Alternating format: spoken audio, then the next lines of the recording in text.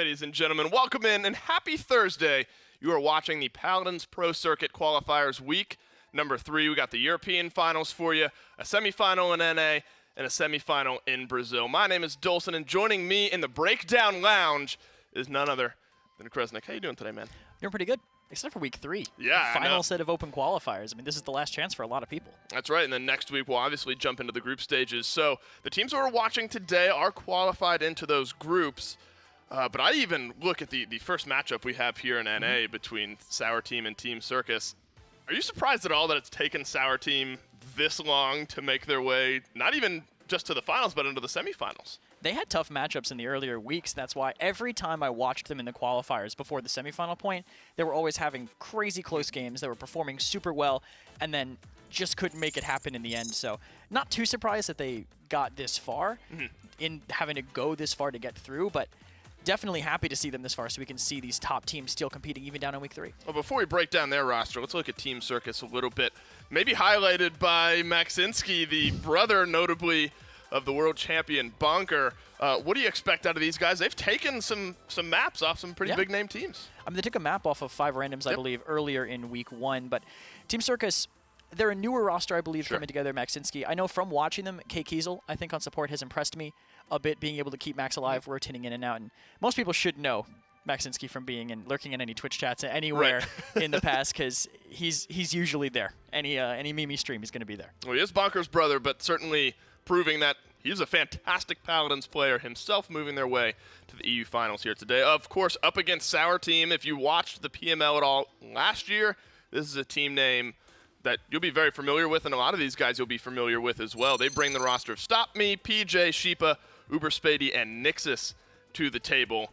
And today, at least, they've had a pretty easy run moving up here to the finals. I think Team Circus have a tall task to go up against them. Yes, our team kind of looked unstoppable earlier in the bracket, and even in the earlier weeks they looked unstoppable till they hit those top teams right before the qualifier matches. So definitely going to be tough for Team Circus to do it. But again, they've taken maps off of teams that beat Sour Team before, so there's a shot. Well, it's Ascension Peak for map number 1, a map that we haven't really gotten to see all that much throughout these qualifiers. With a lot of the meta changes, things like that, do you imagine ROM still is sort of in that conversation for pick ban status? For sure, especially with that first ban on Jenos. I mean, people can play it into him, but again, he's going to go away. He does so much in terms of just turning you around. If he can just avoid that Void Grip if it's up, or just avoid any other CC, he's going to make you turn heads. He's going to be something that you have to deal with, and that just gives the rest of the team a free opportunity to push. You know, Kkeazl and Ruckus has been pretty much pick ban as well over the last 3 weeks of qualifier. What puts him in that conversation? He's just such an aggressive off-tank. And people, after the nerfs did a lot of the off-tank's damage, people kind of just want to equalize, not get rid of the off-tanks that can still do what they used to be able to do. And Ruckus and Rom are the two that definitely fall firmly into that category. Khan being the third, now with people running Vortex Grip, that CC coming into the picture too really kind of amplifies what he used to be the pressure with the damage. Now he's pressuring you by just letting the rest of his team kill you. That's right. Big stun on the commander's grab, running that talent, and then overpower as long as you hit him. Oh yeah. I'll take a free insta-give every day of the week. Furia, Maeve, and Barik now locked in for Sour Team. And that is Grohk for Team Circus as well. Why do you think they pivot towards him? I wish I could tell you. Honestly, it's an interesting place to pick the Grohk. It's going to be fine. I mean, going to have that off-support healing pressure, able to kind of bounce back and forth. Maybe they thought they were going to pick Inara, so they wanted to get that counter pick up, but Barik was still available. It really wasn't a sure thing, and they're even taking away the Ying, which, I mean, well, they already had Furia on the other side, but that would have been something else I'd want to play Grohk into. Well, they round out their front line with that Terminus as well, and Terminus is even just slowly started to branch out of kind of that Ice Mines only mindset. Jaguar Falls now here on Ascension Peak as well. Do you like where Terminus stands kind of in that frontline meta? Oh yeah, for sure. He's a great alternative to the point tanks. He basically has an infinite shield, and if he hits you with all his blasts, which players at this level are going to, he gets 75% of it back. The constant chaining, as long as you're getting those charges, it's so hard to deal with. It literally infinite as long as he keeps connecting. Well, Kinessa rounds out the Sour Team lineup here. Strix was kind of a plug and play on any map at the end of the last season.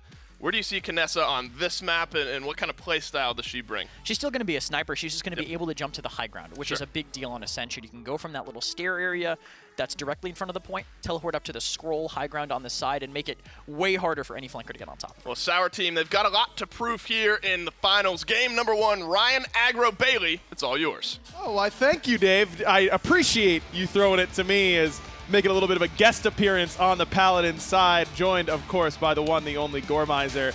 And Gore, Sour Team is the team that it's a name that I know. Yeah. And if I'm knowing it, then I wouldn't expect to be seeing them here in week number 3, but it's taken them a little bit to qualify. It's exactly what Kkeazl was saying, where they've faced another team that was, number 1, number 2. Like, they are getting consistently beat only by the other teams that are really, really great in Europe, and it just cost them quarterfinal games and a best of 3. They weren't quite able to close it out.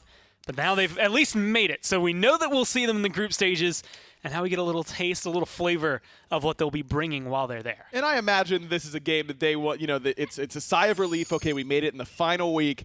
Let's just take care of business here up against Team Circus, right? I mean, especially when you're the front runner.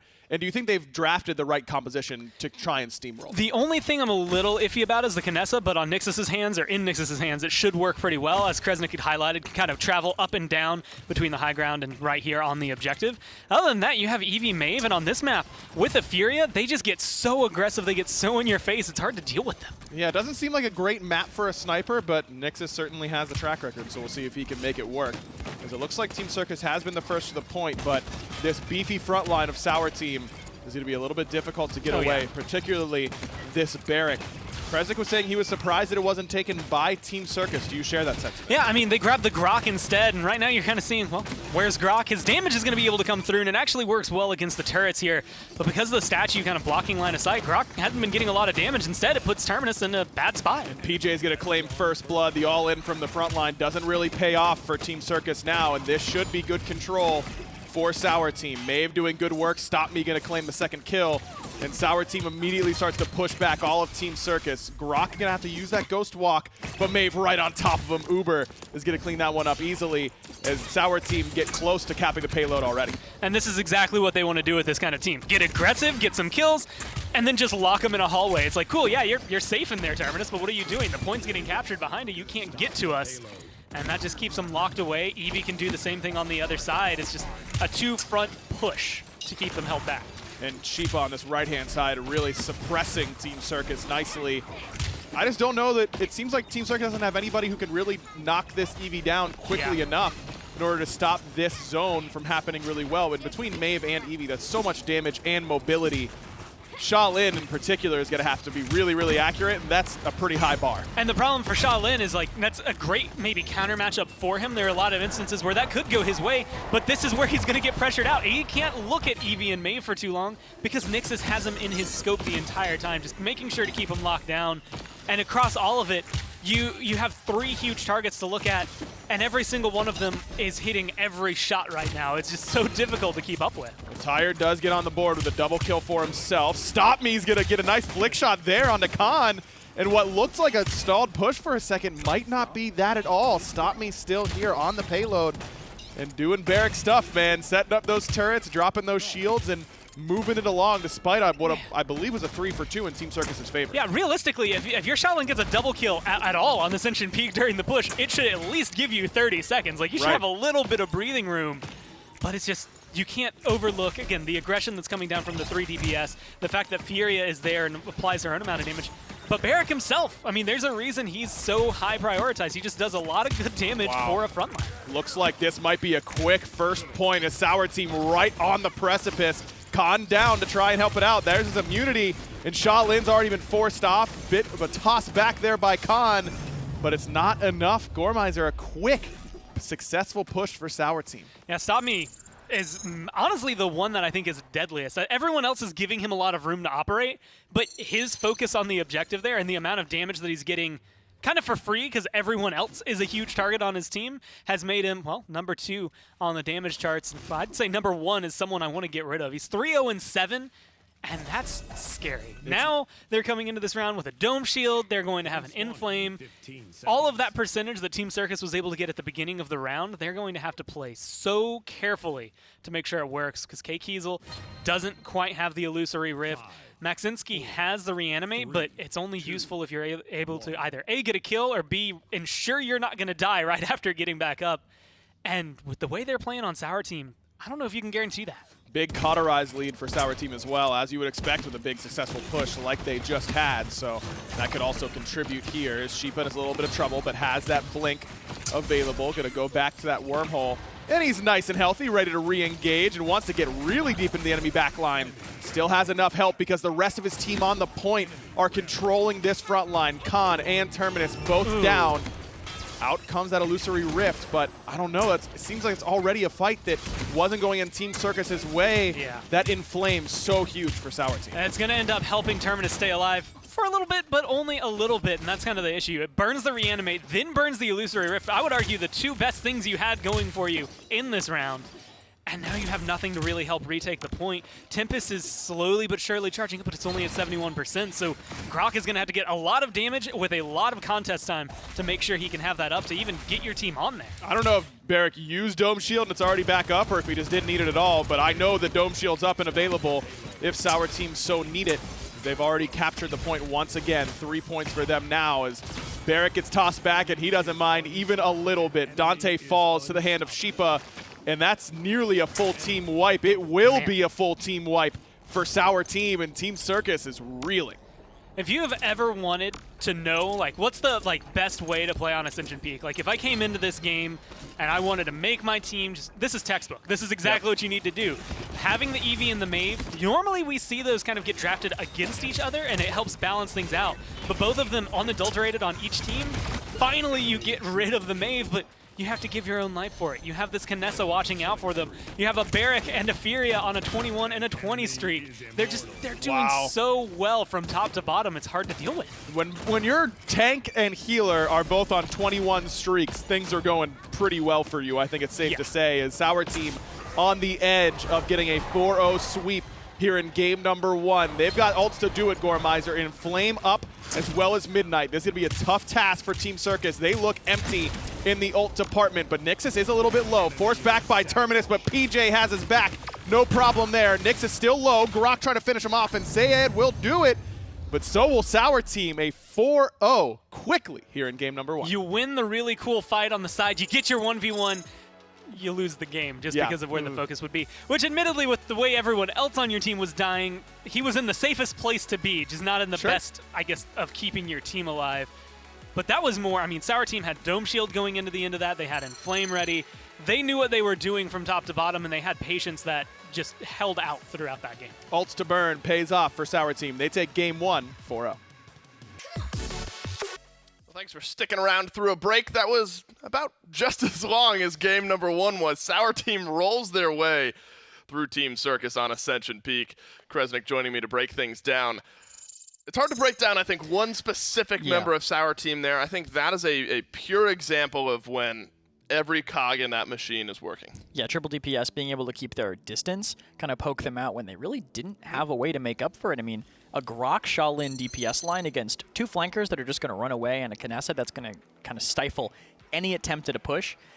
You can see here why it went the way it did. I mean, tank and support not dying. Rest of the DPSs, I mean, they all died a few times themselves, but that's just going to happen when you're that squishy. Well, this is maybe a weird question to ask. Do you think that Kinessa, I mean, Nyxus obviously a phenomenal Kinessa player. Do you think a game this outstanding from a Kinessa on Ascension Peak is a bit of an outlier just because of how well Sour Team were playing? Or do you think that Kinessa in general on Ascension Peak is a very viable pick? I think it depends on the enemy comp if they don't have a way to answer you, and they just didn't. I mean, you can see him here, kind of uncontested. What was the one time we really saw him die on screen? Oh, it was when Syed left the fight that mattered just to fight him on the flank of Ascension Peak. So you can see the aggro he takes away from his team while still almost top damaging on his team. Well, you can tell it's a tough composition to play against. You have a Maeve and an Evie flying around, jumping on top of you, doing all the damage, and then you have Nyxus on a Kinessa in the back line, pouring things out, setting up kills, finishing off kills.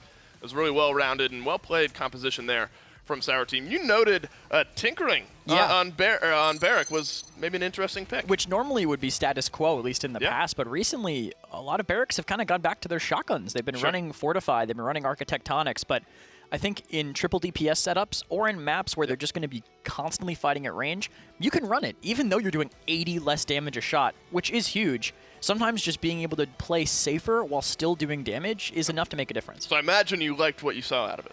Yeah, I would say so. Plus, it paired with the damage boost ult too. So when the Inflame is up, he's doing pre-nerf damage. So and people were running that with a damage booster not in the past. Obviously, it's going to be lethal when it's doing that much damage at that range. And that was a very good example. Again, sort of the double flank aggression. Put Kinessa in the back line, then the Inflame, the sudden go button. That was a very good example, I think, of that. If you're kind of learning and wanting to see how to play that type of composition at the highest level, that's a great example of how to do it. Timber Mill on the board for map number 2. Kinessa was already picked up on Ascension Peak. Do you think that maybe we get a bit of a sniper duel going here? Maybe. I don't know. If I lose to a Kinessa, I'm not immediately thinking, all right, we're going to, guys, let's go to Timber Mill, the great equalizer. That's never going through my head, but maybe they want to do it. I mean, they're banning 2 flankers. They're going to be able to get on that Kinessa easily. But Androxus still exists currently, and that's still going to be fine at getting on the Kin as long as you don't pull a mid-season Kkeazl when he triple dash straight line at a Kinessa. Yeah, well, they're going to not only opt for a sniper, they're going to grab Strix first overall. Kinessa's still on the board here, but Androxus, he rears his head. They're going to have to do it, and they can even get Kinessa now too. DPS are so important on Timber Mill because of the ability to play high ground and play safe, not really sacrifice a lot of your HP to keep doing damage. I don't hate them first pick. I might hate this. I was going to say, is there a world where you pick away the second sniper? I guess they feel like they have to, but the flanker is still going to be strong, especially if Sour Team gets like an Ashe or something to just kind of run them down constantly, never let them shoot. Not only is there a world, this is the world where they're going to pick Strix and Kinessa. Ruckus has been a top-tier pick and ban, so they're going to have him there as well. You're still concerned about that Androxus, though. You think this might be a free farm for him? It depends. If Sour Team goes like a double flanker composition, that Ruckus won't really have anyone to get on. The Jenos will be able to get away. The Barik will get away. Now you're playing a Ruckus to protect your snipers, and then your comp is just so stationary that they can just hold out. And like I said, double flanker. They don't want to give that Ruckus anyone to land on. Yeah, Buck is there for some free dive as well. I am curious because when you kind of have sniper on either side, they stay up on those rooftops, at least on the point fight, kind of poke away at one another. If they get the shot, then they turn their attention to the rest of the fight. How do you imagine you position yourself with? Do you stick both of your snipers up on that roof and hope the other three? It's real life, like one's spotting and one's actually shooting. Is that how it might go? Oh, Strix will run crack shot. And that'll reveal them through the wall for the Kinessa to find as well. But no, they're going to have to take different angles. They have to. If they take the same angle, it's going to be too easy to play around, especially since that Barik probably going to pull out, I'm assuming, Fortify, just to have a stronger barrier between the snipers and them. Well, it's going to be, I guess, technically a standard composition. 2 damages, 2 front lines, and a healer for Team Circus, but then double flank for Sour Team. Do you like what you see on the right-hand side of your screen a little bit better? I think so. The double flanker on Timber Mill against 2 snipers that aren't really going to be able to handle the pressure that well. I think Sour Team ended up on the better end of this. I'm excited to see what Androxus is able to do here. Let's talk about the 6'0" frame and the ability to touch the backboard vertical leap. Ryan Bailey, it's all yours. Yeah, I think you're forgetting about the fadeaway game, Dave. We'll work on the introduction next time around. Joined, of course, by Goremizer here for Timber Mill. Gore, when it comes to Timber Mill, it's always a talk about which sniper is going to do better. Yeah. Now it's which sniper is going to live against this double backline dive that Circus Team is going to have to go up against. And Circus Team did ban 2 flanks right away. They took away the Evie and the Maeve, so I wonder if they had this in their mind from the outset. I will say, when you're coming to Timber Mill, banning Evie and Maeve is a perfect choice at the beginning.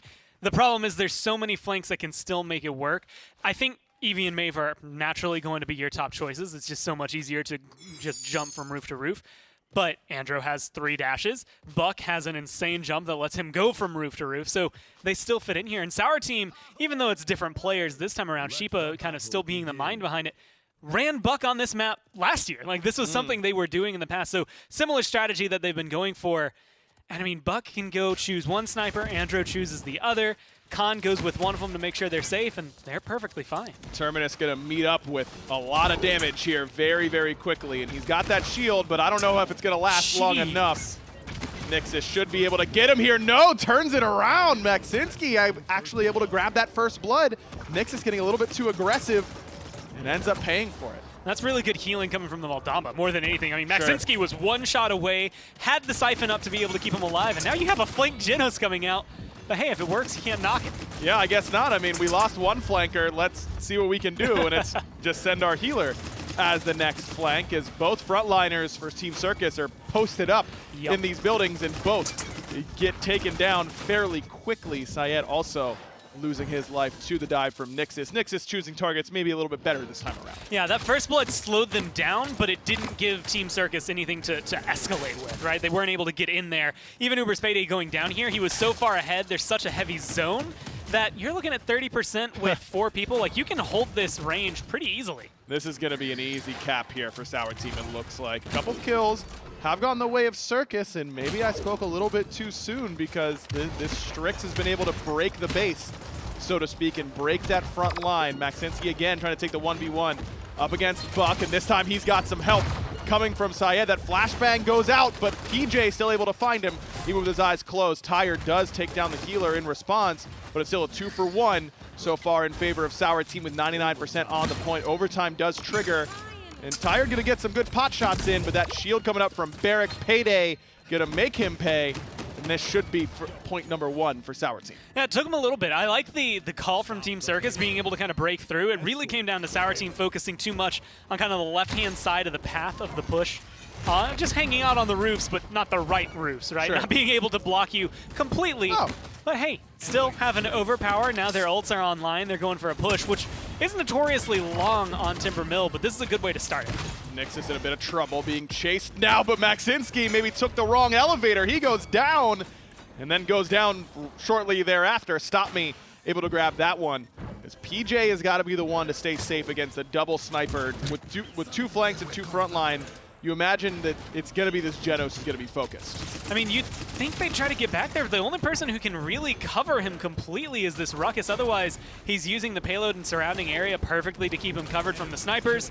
Also helps when you have 3 people rushing them down constantly to make sure they can't look at you.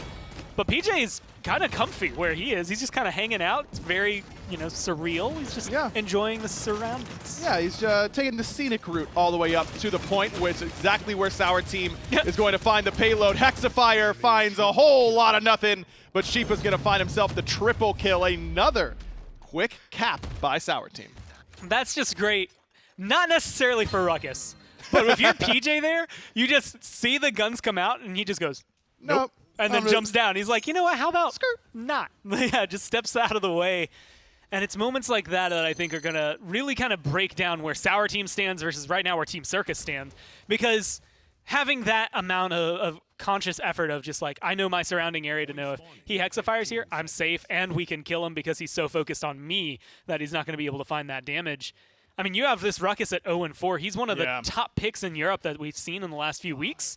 And he's not really doing a whole lot. No, and I'm going to be honest with you, Gore. It doesn't look like it's getting a whole lot better for Team Circus because they only have 1 ultimate available in that res from Terminus. You look at the other side for Sour Team, they are stacked to the teeth with ultimates. Androxus, a pick that was absent for quite some time, but we're starting to see a little bit more of it, it seems like, is maybe that's why we didn't see it a whole lot. Syed able to put down Uber very quickly when he goes for that ultimate. But again, PJ staying safe here in the back line. Up top, Buck getting a little bit low, but has a bit of healing from himself and going to get some help from PJ at the same time. Not going to find purchase with that ultimate, and Shipa does fall to Moldamba on this left-hand side. PJ maybe getting a little bit distracted as Ruck is going to try and find it, but Nyxus to the rescue, but instead it's he who falls. Bit of an ugly fight, at least the start of it here for Sour Team. Well, they're going to be able to come back. That's the glorious thing. It was a very sloppy fight. A lot of ults that find nothing. They don't get anything out of it. But Uberspaydy died a minute ago, and now he's back again. So he's able to come through and kind of help pick up the scraps. I mean, comeback mechanic for Team Circus, in my mind, means they should at least be at 40% by now. But it's because of that stagger and the fact that Sour Team still had their tank alive, or their main tank still standing, that they never really relished or relinquished control over to Team Circus. They just kind of kept them at bay until they could get back to the objective. And get back to the objective they have already in overtime now to try and make another quick 4-0 a reality up against Team Circus. Good Void Grip here by Pjei. That's going to set this Ruckus up for a bad spot, but he's doing what he can. In fact, he will take down Pjei, so Dante gets at least something. But the other frontliner goes down simultaneously on Team Circus. Uber takes down Terminus. And so we begin the zone once again. Sour Team looking unstoppable so far here today. And this is not really the best place. Like, for one sniper, you could use it on a defense and have it be pretty effective. They're usually up there near the saw blade. But when you have two of them, you don't know where the other one's going to stand. When you have another Dread Serpent come through that maybe helps kill off Shipa there, but they haven't been peeling as much. It's kind of been used to keep Sour Team at bay more than to kill them off.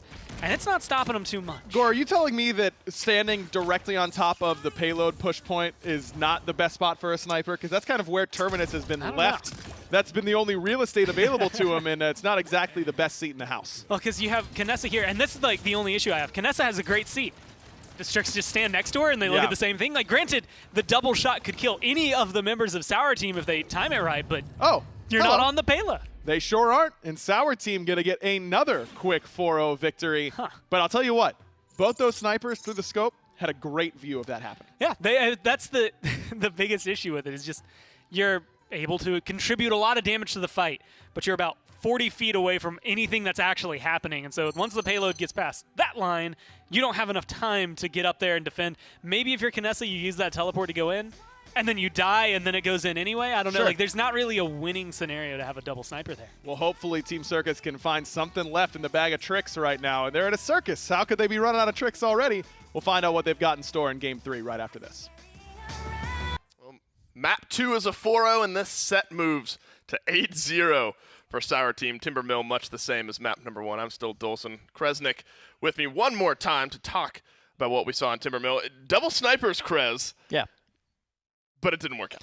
No, it didn't. And the strategy was sound if it was a patch ago. You know, because Androxus and Buck maybe aren't going to perform to the same level as they're doing now, but they've just gotten better. Buck with the cauterized change is so hard to kill, and you could see they were sending people after him. He lives with a sliver of HP, bulks up right under the Ruckus, and Ruckus just looks at him. There's nothing else he can do. And we highlighted it in the picks and bans, of course, with double snipers for Team Circus. Sour Team pivoted into that double flank, as you're there talking about. Needless to say, some of the most attractive slash lines for Sour Team are on that Androxus. They are on that Buck as well. Top damage almost in the game. I will say TÍred did a good job of at least keeping pace damage-wise.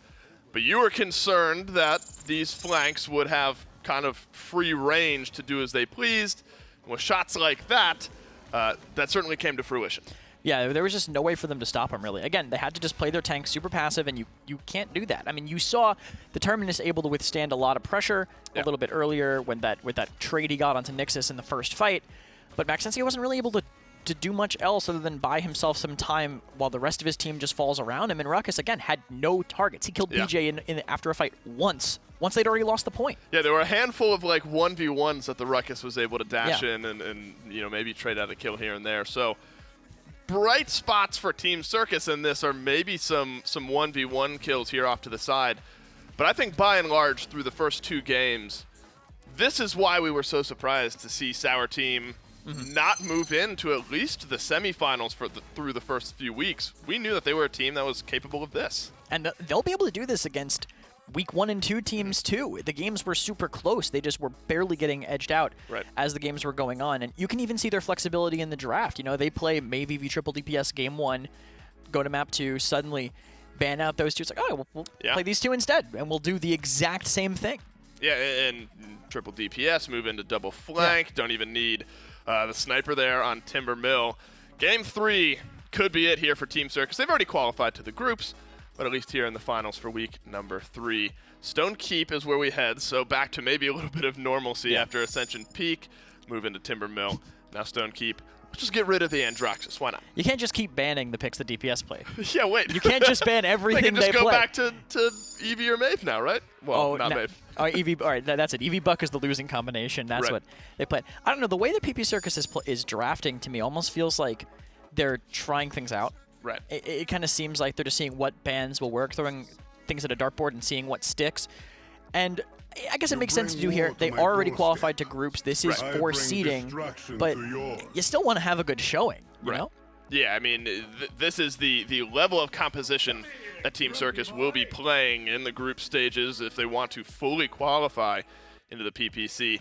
Jenos had a 20% pick rate, an 80% ban rate, and a 100% win rate. He seems like he's the healer to have, and Team Circus have him. Yeah, he's been really solid. Been banned a lot because of that utility he has, able to counter other characters too. There's no way Sour Team can pick Buck now because of the Void Grip, able to catch them in the air. So good choice by Circus to get them. Plus, paired with the Ruckus is great, and the Barik. I think those are almost the dream tank line you want with him, boosting the Ruckus's dive potential and allowing Barik to run Tinkerin to have that boosted damage with that extra range, or just making the headshots with the shotgun even more lethal. Yeah, a much more attractive start, I think, to the draft phase for Team Circus this time around. Oh, for sure. I am very scared of Uberspaydy on that Bomb King, though. It's something that we saw him tear up the minor league with last year. If it is truly him who's going to be playing that Bomb King, I imagine it would be.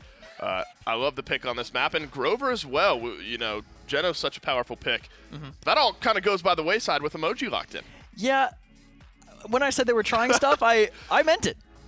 They're really trying. I say a much more attractive composition picked up. Moji and Dredge, is there any merit to this, or are they truly just throwing darts at a dartboard? I mean, our stats are going to look nice. Little That's stats true. at the bottom. They want to get rid of the zeros. I think that's what they're going for, and honestly, I applaud them for that. Especially playing it into a Kinessa and Bomb King on the other side from Sour Team. I mean, good attempt from Team Circus potentially to spice this up, but these are only Dredge I think has great merit on Stone Keep. Used to be meta right when he was playable again, but this Moji, the range he has to play at, it is not Moji's range. Yeah, especially when you're forced to play into a Bomb King and a Kinessa. Did you see 7-time Mr. Universe Phil Heath walking around in the lobby this morning? No, that was just aggro. You're chair 1 for game 3. Nice and clean there, Dave. Way to nail that one. That's right, aggro joined by No, Fawn. Fawn, I know there's a Moji, but you can't just come and cast because there's Moji. That's not... I know, dude. I'll get excited about it, I promise. All right. Catch you later. Sorry, Gore, I got a call. No, yeah, yeah, it makes sense. Moji's in the game, and Fawn is death glaring me if I don't bring it up. Why? Don't worry, he's on replays, so we will... depending, exclusively have Moji. Yes. Or exclusively avoid her dying the entire game. Right. I don't know if it's going to make the plays you wanted to make. But she's got some interesting changes this season. I don't know if it's going to make her escalate the way that Team Circus really need right now, but she still comes in with an execute. It's still going to be really good. A lot of this draft honestly screams to me that they have good point control, which is just, hey, if you're Terminus, you're going to have a really hard time standing on the objective under the barrage of damage we can throw at you. But Shipa's there as well to kind of be that next level of frontliner. Grohk a little bit more get back beefy. There. Get that sniper. Than what you got. And Moji immediately hunting for this sniper, but seems like Kinessa was all over that. And PJ and the rest of the boys have had their way with TÍred in the meantime. They get first blood on the other side, and now Team Circus has to try and loop back around, but Uberspaydy and the rest of the boys are ready and waiting. Plenty of damage on this Bomb King. Dante falls first. Moji could be next, and she will be. Apologies to Fawn, is 57% already. Make that 60 on the point for Sour Team. Yeah, I'm going to give you a quick do's and don'ts list of Stone Key. Mainly, it's just going to be in the don'ts column, and it's don't give Bomb King the high ground for free. Okay. He just lives up there on that balcony and is like, cool, I'll just throw some bombs on the point. I'll control this stairwell. Oh, you're coming in to try and contest me? Cool, I'll hit you before you can even get to me. Like, he just controls his zone so well. And now you have Uberspaydy kind of on a 4 streak, but building up a lead that is going to be hard to catch up with. He's just doing so much damage and well, bopping everybody who gets thrown at him. Yeah, this is getting a little rough out here for Team Circus. Clean from long range. Had to do him dirty. For Uberspaydy. Throwing the long ball like Patrick Mahomes out here. Beasting all over Team Circus as they're already halfway to another 2-0 start. They might not drop a point today, Gore. Honestly, they're in a really good position to not only do that, but to do it in a very fast manner as well. I mean, finding 4-0s, we've seen some that go on forever, but sometimes, I mean, it's just clean. And right now, this is just clean. This is just good Paladins from them. You're not seeing a lot of return kills coming out from Team Circus. This is not a draft that, in my mind, screams a perfect comeback, 1.5 minute defense. Maybe Dredge can pull something out, especially if it gets a good Kraken, but you need something more from your front lines, and they're just getting melted. Nyxus is just having a field day in the back line here. Set up the tent, looking real comfy out there. Nice day outside, and he's just taking pot shots left and right. Uberspaydy was under a bit of pressure for a moment there by this Moji, and all of a sudden, Sour Team, again, almost sneak the payload in, it feels like. Team Circus, that's not the first time today, Gore, that they've been a little bit too focused on some of these backline kills instead of the point. But I will give them some credit. This is not the first time I've seen a team go literally killless in the first round and then win a stone keep. Like, it's one of those things. This is a really weird map that everyone knows so well that comeback mechanic, one, not only gets you into it, but every point fight is just kind of, okay, what did they do last time? How do we adapt to it? Do we want to go high ground this time? If you can contest Uberspaydy up there a little bit faster, all of a sudden that Bomb King doesn't get off on the tear. You can go back and get Nyxus. Like, it kind of starts a chain reaction to get to the back line and cause trouble for Sour Team. They just need it to happen. Unfortunately, they used a lot of those big ults towards the end there, so they won't have some of them available. You know, Gore, I don't know that Team Circus has gotten a point touch since Timber Mill. And I don't think they did in point 2 of Timber Mill either. Maybe this can be their round, but it's not off to a great start. But Moji does grab the kill onto Uberspaydy. That's big, because that Bomb King has been huge. This time they didn't give up that high ground for free. Make Uber work for it. It doesn't pay off for him. But look at this. Nyxus, again, just putting in these shots from a distance. Another great start for him in this round.